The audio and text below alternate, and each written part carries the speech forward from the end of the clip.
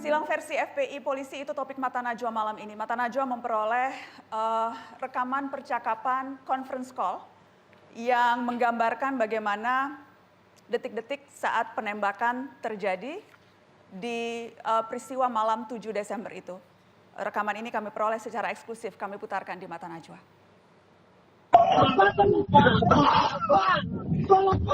Kiri ya? Makan apa nih?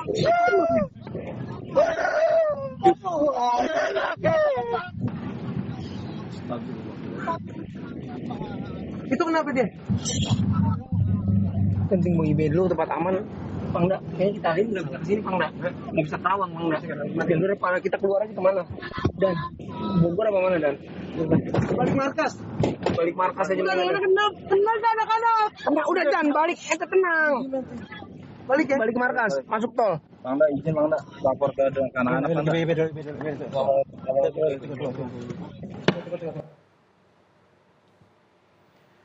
Bang Munarman, ini masih rangkaian peristiwa yang sama. Anda mengenali suara-suara di telepon percakapan itu? Iya, ini menurut keterangan yang laskar kita yang pengawal malam itu yang masih hidup, ya, yang berhasil lolos tadi di mobil Avanza itu, ini menurut keterangannya adalah suara dari salah satu laskar yang di mobil Chevrolet. Nah, kita tidak tahu persis karena ini perlu justru itu kita perlu tim penyelidikan ya.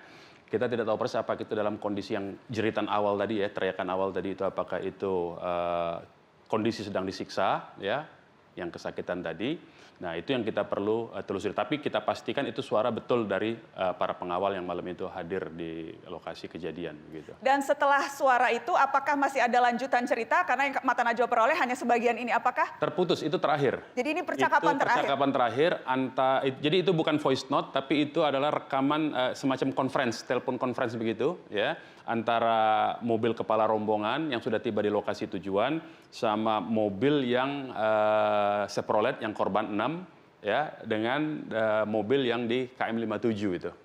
Lebih kurang begitu tuh ininya, gambarannya di rekaman terakhir itu. Oke, sekali lagi saya tekankan ini adalah kronologis. Malam ini Mata Najwa silang versi, ini adalah kronologis dan versi dari FPI. Sekarang saya akan tunjukkan kepada Anda rekonstruksi yang dilakukan oleh polisi. Ini versi polisi.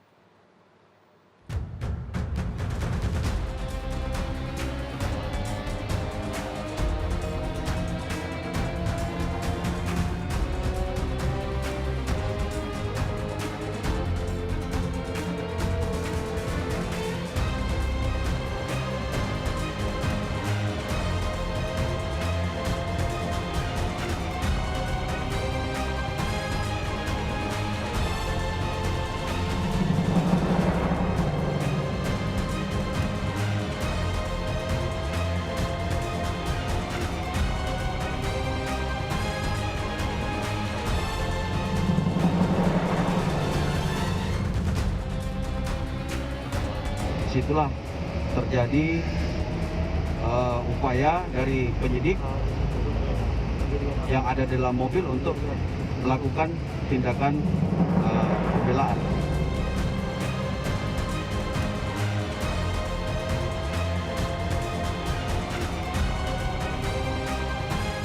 Memang benar terjadi penyerangan yang aktif menyerang ya dari kelompok itu dari awal. Ya, yang tadi terakhir Anda lihat adalah Ketua Harian Kompolnas Benny Mamoto yang hadir dalam rekonstruksi dan kemudian memang memberikan pernyataan. Tadi kita dengar sama-sama, memang benar terjadi penyerangan. Yang aktif menyerang dari awal adalah kelompok FPI. Ada perwakilan Kompolnas juga di sini, ada Pak Wahyu. Pak Wahyu, jadi apakah memang Kompolnas yang hadir malam itu di rekonstruksi polisi memang melihat ini cerminan fakta yang terjadi, apa yang disampaikan polisi? Jadi gini Mbak Nana, Kompolnas diundang untuk mengikuti rekonstruksi. Dalam undangan yang ada itu selain Kompolnas ternyata ada pihak lain yaitu Komnas HAM dan yang lainnya ada Kontras ya. Lalu kita rembukan siang itu kita sepakat yang kita kirim Pak Benny Mamoto. Mengapa Pak Benny? Karena beliau punya background reserse. Kalau yang lainnya nggak berkon. Sehingga kita harapkan sebagai orang yang punya pengalaman lama di reserse, Pak Benny mampu mengamati setiap tahapan demi tahapan. Oke, dan tadi kesimpulannya Pak Benny Pak Benny mengatakan bahwa memang yang dilakukan polisi proporsional, kemudian faktanya seperti itu berdasarkan dari rangkaian-rangkaian ketika dilakukan interogasi, dilakukan pemeriksaan. Itu datanya. Nah, soal apakah benar atau tidak itu nanti proses lain. Tapi fakta di rekonstruksi kami Kompolnas melihat sesuai dengan SOP yang memang harus dilakukan. Jadi tidak ada SOP yang dilanggar, kesimpulan sementara dari pengamatan yang rekonstruksi itu menurut Kompolnas, polisi profesional menjalankan tugasnya, memang itulah yang dilakukan? Yang dilakukan. Memang ada beberapa catatan yang menjadi catatan kami untuk kami diskusikan, dan itu nanti akan kami lakukan evaluasi. Memang tugasnya Pak Beni datang ke sana bukan hanya untuk nonton, tapi juga melihat tahapan, juga evaluasi. Nah, apakah evaluasinya ini sedang kami lihat tahap bertahap, kami cek betul atau tidak sesuai dengan aturan yang ada, sesuai dengan fakta di lapangan, sesuai dengan itu sedang kita cek gitu. Oke, ada 4 titik TKP di rekonstruksi polisi. Saya ingin kita melihat satu persatu TKP-nya. Yang jelas di TKP pertama dalam rekonstruksi disebut ketika ada 4 laskar FPI keluar dan menyerang mobil polisi dengan senjata tajam. Kemudian disebutkan polisi mengeluarkan tembakan peringatan dan dibalas oleh tembakan oleh anggota FPI. Kalau ini rekonstruksi yang terjadi, apakah kemudian ini memang faktor yang Anda mengatakan polisi sudah profesional karena polisi hanya membela diri? Berangkat dari pertama TKP di awal itu? Oh iya. Jadi karena serangan pertama dari rekonstruksi FPI. Rekonstruksi itu karena itu kan sebetulnya kan merupakan menggambarkan apa yang merupakan hasil pemeriksaan yang ada di BAP. Rekonstruksi menunjukkan bahwa yang terjadi seperti itu dan polisi melakukan pembalasan atas penyerangan. Dalam rekonstruksi ya, kita lihat dalam konteks itu, dan Kompolnas tidak pada kewenangan untuk lihat benar atau tidak, tapi melihat bahwa prosesnya seperti itu. Oke, yang jelas juga Kabareskrim sempat mengeluarkan pernyataan. Kita akan dengarkan apa pernyataan Kabareskrim soal rekonstruksi yang terjadi. Hasil penyidikan sementara, kami peroleh fakta bahwa ditemukan senjata api dan senjata tajam di TKP. Ditemukan penggunaan senjata api dengan didapatnya jelaga di tangan pelaku. Jadi ditemukan senjata api, senjata tajam di TKP, ada jelaga di tangan pelaku, kemudian juga yang tadi belum masuk adalah ada kerusakan mobil petugas. Saya ingin ke Pak Anton, Kang Anton, Anda mantan Kapolda, apa yang Anda tangkap dari rangkaian peristiwa yang direkonstruksi oleh polisi? Polisi melakukan satu tindakan tegas terukur adalah karena dirinya terancam. Apakah situasi terancam ini memang demikian? Ini kita perlu dalami, telusuri lebih dalam. Karena tetap ini adalah akan menjadi sebuah produk hukum, di mana produk hukum ini sesuai dengan pasal 184 KUHP, yaitu ada 5 alat bukti yang sah.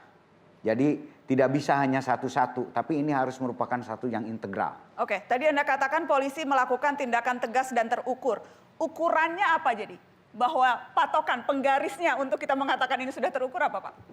Ada rasa terancam keselamatan jiwanya. Nah, apabila kita lihat di sini, tadi ada yang mengatakan bahwa senjata tajam dan ada tembakan balasan. Kalau memang itu terjadi, senjata dengan senjata, ya polisi boleh membela diri untuk melakukan tindakan terukur. Nah, namun hal ini perlu dibuktikan. Apakah benar demikian fakta-faktanya? Biarkan penyidik nanti untuk lebih menyelidiki fakta-fakta ini lebih dalam lagi. Oke, saya ingin lempar ke Bang Munarman. FPI tidak dilibatkan dalam rekonstruksi atau memang keluarga diminta atau bagaimana ceritanya? Tidak. Jadi ada satu hal yang saya mau kritik ya, secara normatif saja. Jadi di dalam kitab Undang-Undang Hukum Acara Pidana tentang proses bagaimana menemukan peristiwa pidana dan menemukan pelaku, ya, pasal 109 ayat 2 itu, ya, itu satu peristiwa pidana itu bisa dihentikan kalau dia tidak cukup atau bukan peristiwa pidana, atau dinyatakan dia adalah dihentikan demi hukum.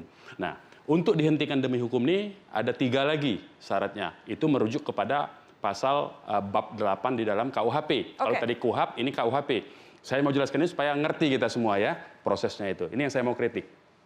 Apa itu demi hukum? Dihentikan demi hukum. Satu, pidana denda yang sudah dibayar, ya hanya denda. Misalnya pelanggaran lalu lintas sudah dibayar, udah nggak ada lagi itu sidang. Jadi dia menurut pasal 82 KUHP. Yang kedua itu dia nebis in idem, pasal 76. Nggak boleh lagi tuh diusut ya. Kemudian pasal 78 kadaluarsa. Nah ada satu hal yang penting, pasal 77 KUHP.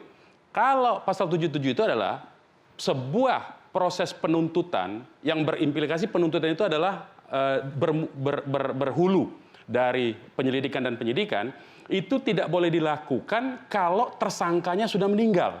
Nah sekarang pertanyaan yang besarnya, tanda tanya besar, ini siapa tersangkanya? Yang 6. Yang 6 sudah meninggal. Tidak boleh ada proses hukum terhadap yang 6 itu kembali. Jadi kalau itu dilakukan, ini pelanggaran terhadap norma hukum. Berarti negara kita bukan negara hukum. Karena apa? Karena saya lihat ini ada panggilan terhadap satu wartawan ya. Wartawan bernama Edi Mulyadi. Dia wartawan dari Forum News Network ya. Dia memberitakan investigasi sendiri. Kan teman-teman wartawan kan boleh punya hak untuk investigasi jurnalisme kan. Dia investigasi, dia memberitakan dari TKP. Kemudian dipanggil pasalnya apa? Ini yang saya katakan, bahwa ini adalah penyidikan terhadap yang 6 orang. Pasal 170 dan Undang-Undang Darurat tentang penguasaan senjata api. Ini artinya yang 6 sudah meninggal itu dijadikan tersangka, terus disidik. Padahal menurut undang-undang tidak boleh.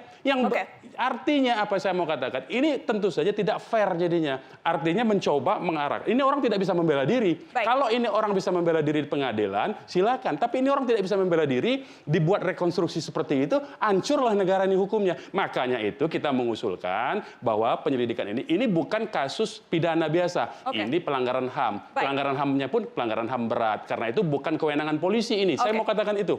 Kita akan lanjutkan setelah pariwara. Nanti saya kasih kesempatan untuk menanggapi. Tetap di Mata Najwa, kami kembali sesaat lagi.